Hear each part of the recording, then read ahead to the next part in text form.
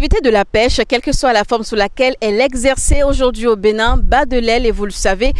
L'émission Notre Environnement en question nous a conduit cette fois-ci sur la plage de Rio et ensemble nous allons suivre la scène de plage avec les pêcheurs.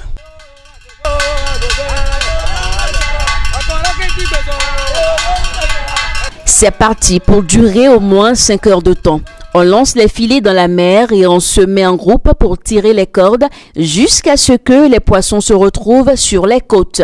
Comme on peut s'en douter, aucune pêche n'est possible sans présence humaine dans la mer. Ici, chacun maîtrise bien son rôle et aucune initiative n'est prise au hasard, rappelle ici le chef d'équipe qui nous décrit la scène de plage, l'autre façon de pêcher.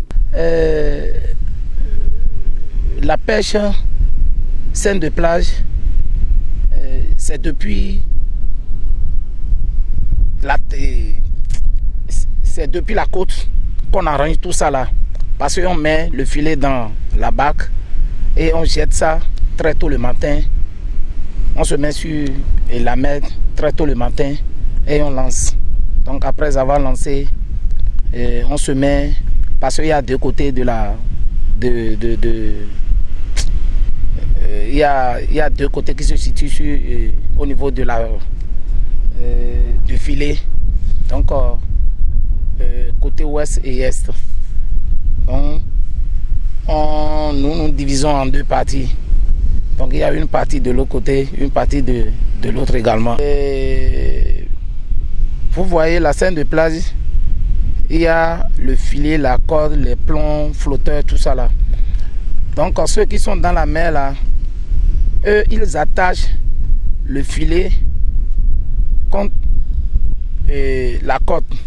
Sinon, là où se trouvent les barrages là où il y a les barrages ici, vont déchirer le filet. Donc si on attache ça, donc ça rend solide et ça ne déchire plus comme cela se doit. On pêche où on peut et on s'attend à moissonner ou à ne rien trouver. L'activité ne suit aucune règle ou du moins n'est pas encadrée. Les pêcheurs s'adonnent au débrouillardisme. Nous souffrons un peu actuellement parce que il n'y a plus de place pour pêcher. Vous voyez, il n'y a plus de place pour pêcher. Donc, on attend peut-être 2 ou 3 personnes, 3 équipes, avant que le 4e ne pêche. Donc, tel que nous, comme nous n'avons plus de place là-bas maintenant, nous sommes obligés de pêcher toujours en dernière position. Aux années 2006 à 2008, ça donnait un peu mieux. Mais par contre, de ce jour, bon, ça ne donne plus. Parce que vous voyez par exemple l'évolution de la mer maintenant, ils sont en train de mettre les pierres parce que la profondeur de la mer, ça évolue de jour en jour. Et ça nous empêche de construire nos maisons. La plage évolue de jour en jour, la mer évolue. Donc c'est un peu difficile de trouver les poissons. On lance parfois 13 cordes, parfois 15, et puis on n'en trouve rien. Donc ça dépend de comment ça vient. Mais ces temps-ci, c'est beaucoup plus bas que ce qu'on en trouvait avant. Ça donne ce que ça peut donner. Ça vient des fois, ça donne des petits qui sont vraiment difficiles à vendre.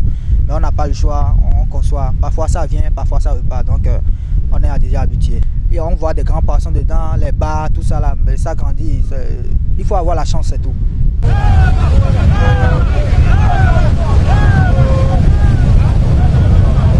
Aucun secteur ne saurait se développer s'il doit évoluer au gré du vent. C'est de plus en plus criard. Il n'y a plus de poissons dans la mer qu'on peut pêcher. Quand les pêcheurs lancent les filets, c'est pour capturer une bassine de poissons et avec ça, la pauvreté s'enracine de plus en plus. On ne sait plus comment faire. On appelle l'État au secours.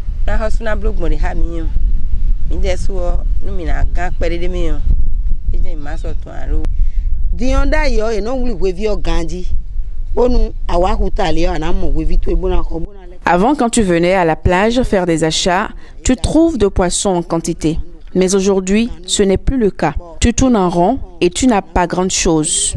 On ne sait pas ce qui se passe. L'année dernière, on a chanté que ça n'allait pas. Mais cette année, je dirais que c'est pire.